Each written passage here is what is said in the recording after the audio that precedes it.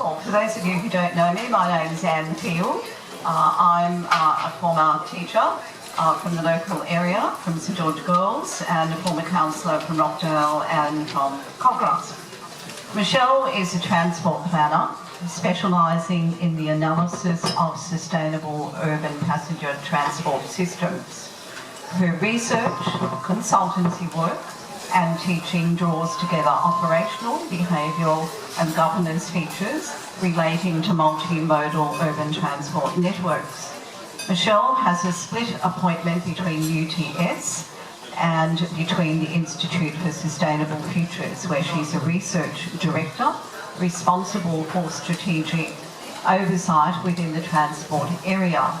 She's a senior lecturer in the Faculty of Engineering and Information Technology in the School of Civil Engineering, where she lectures in transportation engineering. Thank you for that. Okay, I'm going to try and be quick, and so I'm going to race through a lot of this, but basically what I want to do is provide you with some background. So I'm going to look at something called induced traffic growth. I want to walk you through that so that you know what it is. The reason why is because this is what occurs after we build motorways in cities, and it acts as a bit of a foil or a dampener on the claim that motorways reduce congestion. I then want to have a look at the way in which induced traffic growth can impact on the road network congestion. I'm then going to briefly talk about how that fits in with WestConnex generally, and then I want to spend a bit of time talking about the F6 and its history specifically. So a bit of background on me. It's about 20 years ago now. I did a lot of work with communities up and down the F6 corridor who wanted to stop the motorway from going ahead. We were successful that time, and what we also did was we spent a lot of time looking at what alternative public transport proposals and developments could go on instead. So the Cronulla line duplication and the Bondi Junction turnback were the outcomes from all of that community activity. So that's actually made a very big difference to this area. So people power does work, but you need to be aware of what motorways do in practice. So here we go. All right. So what I like to do is to show people an example. This is, we're going to look very briefly at what happened before and after this section of the M4 was built back in 1992. Now this is a long time ago, but what you'll see here in the data that I'm going to show you is what happens pretty much every time we build a new motorway in Sydney or any other city in the world. It's a standard response that networks have. So this is a map just to orientate us. So that's the M4 through there. The M4 is the Western Sector motorway, and it has a series of parallel arterial roads alongside it that are not motorways. They're signalised roadways, okay? So the Great Western Highway and others. All right, next slide. So what we can see here on this graph down here, and I'll try and for those up the back, I'm sorry about this, so I'll try and be a bit more descriptive about it. But what this shows is traffic volumes over time, and in the red one here, we can see what happened with the traffic volumes on the M4 motorway. When the new section was put in, you see a very big jump in those road traffic volume figures. So where it was sitting down around 40,000 vehicle movements on average each day, after that new section was put in, it jumped up to just under 80,000. So it's quite a big jump. Now what also happened, and you'd expect this to occur, is that the road traffic volumes on the Great Western Highway, they went down. And they went down because some folks decided to shift to the motorway because it was quicker. Makes perfect sense. But, and here's the interesting part, when we add these together, we still get a jump. So there is additional traffic volumes or additional travel movements being created in addition to those folks who came off the Great Western Highway, which is the parallel road. Now where that volume comes from, and this is about 20,000 vehicles or so on this graph, and to keep things brief, I haven't put all the other graphs in, But basically we can see that there were people who came off the parallel rail services, and we can also see that there were lots of people who were coming from roads much further away than the Great Western Highway. So we call that traffic reassignment and mode shifting. But even when we go and look at all of the other possible opportunities, in this particular example, we still find that there are 11,000 additional road movements on average per day that are taking place on the network that weren't taking place previously. And that's what we call induced traffic growth. And whenever we build a road, what tends to happen is it induces all of us to drive more because it's easier, it's quicker. And we keep doing that until we reach a point whereby the congestion sort of says to us, no, there's not much, this isn't much fun, it's taking too long. So we then stop driving as much. And this is a very natural process within cities. All right, let's go to the next one. Oh, we had some animations there. I was just showing you where the traffic counting stations are. Here's another quickie. So this is the same sort of principle, but this is the Sydney Harbour Bridge. And what I want to show you here is the way in which the traffic volumes kept growing until about 1986, when they hit what we call their ceiling capacity. So without going into all the math, roads have a natural ceiling capacity, a point beyond which the traffic volumes won't grow. So the ceiling capacity on the deck of the Sydney Harbour Bridge is about 180 annual average daily traffic movements. And you can see that here in this data for what that's worth. Now the reason why I'm putting it up is because the next slide shows us some of the language that traffic engineers use. And what we always do is talk about things in terms of level of service. It's pretty easy to understand, you just need someone to take you through it. So what we do is we talk about things in terms of level of service A through to F, all right? A, it's free flowing. E is this ceiling capacity point that I showed you on the earlier graph, and F means that things are really bad. You could use a popular expletive to describe how things are if you wanted to, and some engineers do. But the point here is that when we go and look at the level of service for a lot of the surrounding roads around WestConnex, what we find is that in the models for after the WestConnex has been built, these roads, the distribution network in many cases is operating at level of service F. So it's filling up very quickly. We're not going to see a lot of improvements on what we call those feeder networks. So there's a lot in all of this, and environmental impact statements these days are thousands of pages long. So what I've tried to do here is to pick out the key points that I think tell us where it is that we end up when we start building motorways like the F6. And that's the reason why it was such a good idea for the community to oppose it last time. And I think it's a very good idea that we oppose it again this time, because we're not likely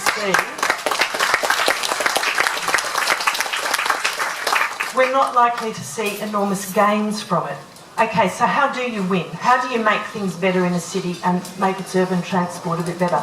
Let's go to the next one. All right, I've only got one slide here. This is a very difficult principle to describe, but we'll see how it goes. There's something in traffic and transport planning called the Mockridge principle, and it's all about the relationship between the public transport network and the road network. So the speed of the public transport network actually determines the speed of the road network. And the way that happens is that public transport operates to a fixed speed, a scheduled speed, a timetable, okay? And roads operate to variable speeds. The speed changes depending on how many of us are on that road network in our cars. So the speeds go up and down. But the speeds on the public transport network, most of the time, are pretty stable and pretty constant. We know what they are. Now, most of us, whenever we go out and make a trip, or we travel somewhere, we'll take whichever option is quickest. That makes sense. I don't want to spend lots of time, travelling if I don't have to. So I'll go for whichever option is quickest. And you probably all do the same too. You may take a different option if you've got to take children with you, or you've got to carry heavy bags or something like that. The public transport option might be quicker, but sometimes it's not right given what you've got to do with that trip. Or you've got to link a whole lot of different destinations together, and public transport doesn't do that. But most of us will go for whichever option is quickest. So if the public transport speed is lifted, some of us will then shift to that public transport option because it provides a quicker service than what using your car does. And it does happen sometimes, the public transport speed is lowered and it becomes slower, then some people will actually abandon the public transport network and get onto the road network. They add to congestion, and so road network speeds drop. So this is how the relationship works. And so in areas like the Rockdale area through here, and also the Shire, I grew up in the Shire, so I've been there for a long time. I now live somewhere else. But for communities like us, where we don't have very much public transport, we really do need to look at public transport options. And this is what the community did last time. So we'll go to the next slide. Oh, that's the motorway network from the County of Cumberland scheme, and that's where most of these motorway options come from. We'll go to the next one. Oh, next one. Next one. Next one, sorry. All right. And then we'll go back to those other ones. So this was a piece from a previous campaign, and I actually can see some of the folks who were involved in that one last time, so it's good that you're here.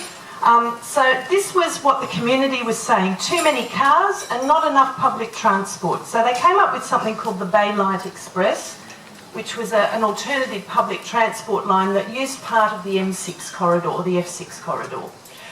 Community groups were also, as I said earlier, asking for improvements to the heavy rail line. One of the improvements that we didn't get that last time around was the waterfall to Thurul Railway Tunnel. Why would that make a big difference to this area here? Because it would mean that the travel speeds by rail from the Wollongong area up to Sydney would have about 30 minutes cut off them. And that would mean that quite a bit of the through traffic that we all complain about, some of that would then go somewhere else. So alternatives like that are what, in practice, improve road networks. They don't just make it better for public transport users. So we'll just go back, if we can, very quickly. Let's have a quick look. Okay, come forward here. All right, this was last time.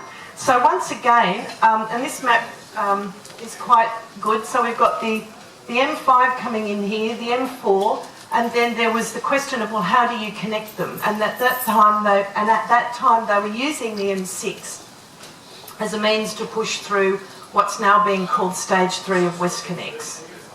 Okay, so that's what was going on at that time. But the push to build motorways, the new motorways, was coming from the outer areas in towards the inner areas, whereas this time it's been the other way around. It's the inner areas and then the outer areas that they've gone for. Go to the next one. Okay, 1 minute. Alrighty. So here we are. What's going to happen to this area if this motorway goes ahead under these circumstances? So throughout this area, you will get induced traffic growth. But because there's likely to be a very high toll on this road, not a lot of that, or not all of that traffic that could use it, would use it. Some of it's going to stay on the surface road. And this has been the experience with the M4 this time around. So we haven't seen significant drops on the parallel arterial roads. We've actually seen increases there, and I would suggest that we'll get pretty much the same thing in this case. What also tends to happen is that you tend to get bottlenecking around the on and off ramps. So remember that point that I made earlier about level of service A through to F? We're likely to see level of service F more often in those roads around where people would be going on and off the motorways. So just to finish off, the next slide, I think. This is from the Greater Sydney Plan, and what they talk about in this axis here, which is the one we're talking about, is they talk about a road, but they also talk about looking at an alternative public transport or mass transit line. So what I think we need to do to bring more balance to the discussion is highlight a very good and prominent public transport alternative so that we can avoid the induced traffic growth and the level of service F on the intersections and all those other points. So I'll end on that note. Thank you. That in the recent past, governments of all persuasions really haven't invested in good transport alternatives. But this Liberal National Government in particular, and I can tell you that, and Chris can probably vouch for it as well, and as can Linda, they really have gone to the extreme. They are wasting billions upon billions of dollars. Absolute shame, on polluting toll roads, from West Connects to North Connects, to the F6, to the Northern Beaches Link, to the Western Harbour Tunnel. It is really a never-ending list. And this is the issue that we have as a community, as these toxic tentacles of these toll roads, spread far and wide, they really are tightening. They're tightening a hold on us, on our health, on our hip pocket, and on our city. Because we are paying for these toll roads through our taxes, then we pay again through tolls. We are paying through the loss of our homes, our parks, our public spaces and trees. And we will pay through our health and the health of our children. Because these poisonous fumes that spew out of the smokestacks of these toll tunnels, they are really detrimental to our health and especially our children's health. And the F6 toll road, I have to say, is a prime example of this. If this is built, this will just be another destructive toll road. Destructive for our environment and destructive for our community. It's $18 billion to do what? To bulldoze hundreds of our homes, sporting fields, green spaces, parks, and it creates an irreversible risk to Rockdale wetlands, to the heritage-listed Patmore Swamp, and local wildlife. And what we get out of it is more air pollution, more carbon emissions, and as Michelle said, it's not going to affect congestion at all. It won't relieve congestion. In fact, over time, it's going to cause more and more congestion. And we must stop it. That's it. I think that's the outcome that we want. And as a civil and environmental engineer, I know that this makes no sense whatsoever, economically, environmentally, socially, or for transport. And as an MP who has the interest of the community at heart, it makes even less sense to me to build this polluting toll road. But it's been 5 years since I've been in Parliament and have the transport portfolio for the Greens. Really what I've seen, that the transport agenda in this state is not a transport agenda at all. The planning that's happening on toll roads and even on ostensibly public transport projects such as the metro, it's not about providing us good public transport, but it is all about privatization. It is all about big development. It is all about filling the pockets of their mates in tolling companies. That's what it's about. And I think we should really acknowledge it and talk about it more and more, because there is no other reason why these toll roads should be built. Because they are built without business cases that we have seen. They are built without benefit cost analysis that we have seen. And this government makes a complete mockery of the planning process and community consultation. Absolutely. What they're doing is pushing through predetermined outcomes that are politically expedient for them. Follow the money! Absolutely. And there are many of us in this room who are doing or trying to do exactly that. And Wendy Bacon sitting here will hopefully talk a bit more about that. Because these projects have no evidence, they have little justification, they have no exploration of alternatives, and they have flawed business cases and environmental impact assessments.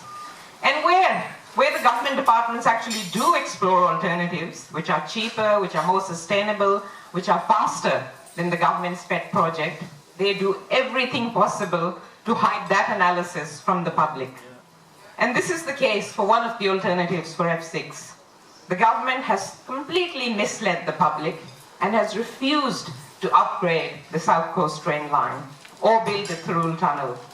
And it will be a fraction of the cost of this F6 toll road when they know full well that that is the one way to really reduce travel time by a massive amount.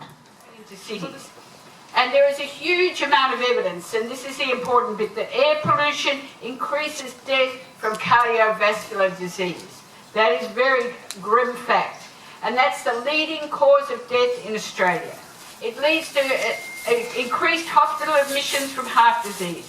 It leads to increased stroke. It leads to increased respiratory disease. And it leads to increased deaths from respiratory disease. And it leads to higher rates of low birth weight, which of course have effects, lifelong effects on health. And more recently, for example, research has come out showing that living close to a very busy road can lead also to the earlier onset of dementia.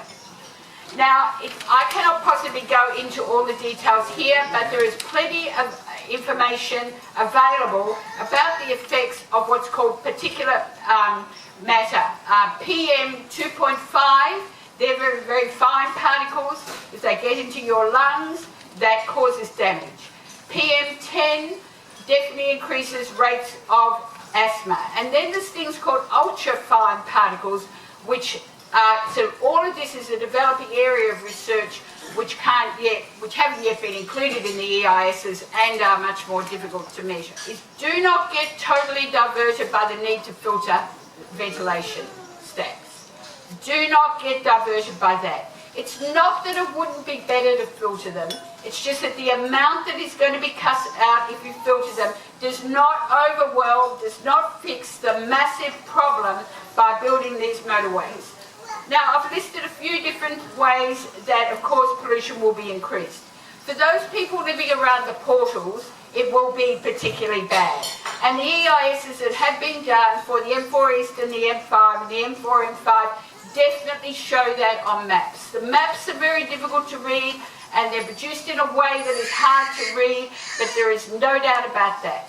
There is no doubt about if Stage 3 of West Cadex goes ahead and if this project goes ahead, there will be aged care centres, community centres and schools that will be suffering from more pollution. There's no doubt about that. There is, as I mentioned, the construction noise and impacts, which they aren't included in the EIS at all in a quantitative way. What I mean by that is, yes, they admit that the dust is bad, and we know from St Peters and Haverfield that it is very bad and impacts people, but that won't be measured in a way that they admit to. So that is another thing. There's the pollution caused by the trucks going down the street. There is, of course, the tunnels themselves, which is a highly expert area, but you have to have your windows up. I think we all know that. There's going to be people driving in these tunnels. Can you imagine if you went from a tunnel from Wollongong right through to the North Shore? They have not even begun to look at what the impacts of that will be. And of course, the Andrews government scrapped the contract for their East-West Tunnel. The Western Australian government scrapped the Roe Highway project. But I believe if contracts are signed, there's a possibility for the incoming government to vary the contract. So instead of sending the metro from Sydenham to Bankstown, send it south, down through here, down through Sans Souci, across to Miranda. Now, this is what we're proposing. You can see the yellow line. The yellow line is what we feel is probably the best route. We've given a couple of alternatives. The orange line probably wouldn't be feasible because of geotechnical problems. The small green line is an alternative which follows more the route of the F6. And one of the aims of that would be, of course, to take up the F6 corridor, so the F6 couldn't be built. Now, building the metro from Sydney to Miranda, instead it provide, if I can read this, it could be built for about $6 billion less than completing the Bankstown line and building the stage 1 of F6. It would provide better public transport for an area currently served by infrequent buses. There'd be no polluting exhaust stacks. Due to the smaller tunnels, there'd be less spoil to remove and consequently less truck movements through the streets. It provides significantly faster commute times from the Sutherland Shire to the CBD and from this area, of course. It would assist in stopping F6 from now and into the future. And also would stop the destruction of the Bankstown line and the consequent overdevelopment. We all talk about the F6 and we all think back what we considered the F6 to be historically. Was a road from the south that would take you straight into the city. And we call this the F6 Action Group, that's what we are. But really, this is about the West Connex. This is not about the F6. And we've got to make sure that we show up the government here. Their problem is with the West Connex. The economic returns from the West Connex are not there to support a sale. So what they're trying to do is bolt on some more arteries that will feed traffic, will create a toll trap to bring more revenue in, and we here in Kogarah, in the electorate of Rockdale and the electorate of Kogarah are going to pay the price for that. And we've got to stand up against that, and that's why it is fantastic to see so many people here, because people power, and our voices will be heard. They will be heard. We've got a government that's extremely tricky. It's a government that's embarked on this expensive road called the West Connex. It's blown out. It can't sell the half. It's a Ponzi scheme essentially. It can't sell the half that it needs to sell to keep going. So what it's doing is it's adding a little bit more revenue in there to attract buyers. And that's why they made this announcement. It's got nothing to do with the people in the Sutherland Shire and telling them we're going to, give you a free run into the city. That's all rubbish. They're going to build this road and they're going to leave us with this mess. And that's why we've got to fight. It's great. It's fantastic to see you all here. We will be advocating in Parliament. I will be advocating, Chris Vince and all of the Labor Party to stop this from going ahead. It's at planning stage now. They've committed planning dollars. They're going to try and make an announcement before the 2019 election. They're worried about the seats out in the Sutherland Shire. They want to make out as if they're doing something for the communities out there. And this is the smoke screen. This is the way they're doing it. We've got to show them up. Let's not call this the F6, the F6 freeway extension. This is the West Connex Con. That's all it is.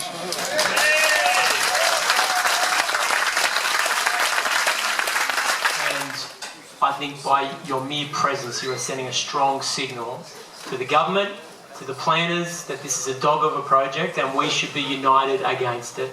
We should be united against it. I want to say something up front as a disclosure. I live in Sans Souci and that's materially affected by this road. Now, it's a conflict of interest.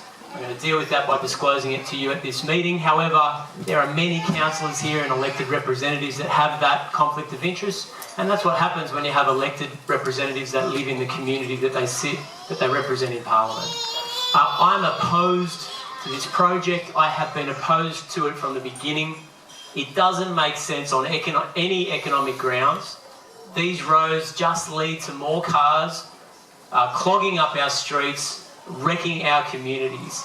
And as Steve said and some of the other speakers alluded to, the truth is this F6 proposal is being pushed by the government because they can't raise enough money out of the existing West Connex proposal. So they need more arterial roads feeding onto it. And the people that lose out as a result of that is you and I, your families, those that use the sporting fields in our community, those that are worried about smokestacks and other things in our community. There is no public transport grounds for this proposal. And ladies and gentlemen, if there were, then the proponents of it would be at this meeting here today explaining to your face why they support it. The organising committee did an amazing job advertising this in a bipartisan, neutral way to the community and wider, and said, come one, come all. I was invited, the Greens were invited, Steve was invited, Linda Burney, we all came. Scott Morrison was invited but declined to come. Now, friends, there is an election coming up at the state level. You need to hold us to account. Every candidate that's running, whether they're independent, Labor, Coalition or Green, ask us for our positions in writing. That's the way to defeat this proposal. Hurt them at the ballot box, make sure people power works. Hit them at the ballot box in March 2019. Does anyone disagree? It doesn't look like it. Thank you very much, everyone.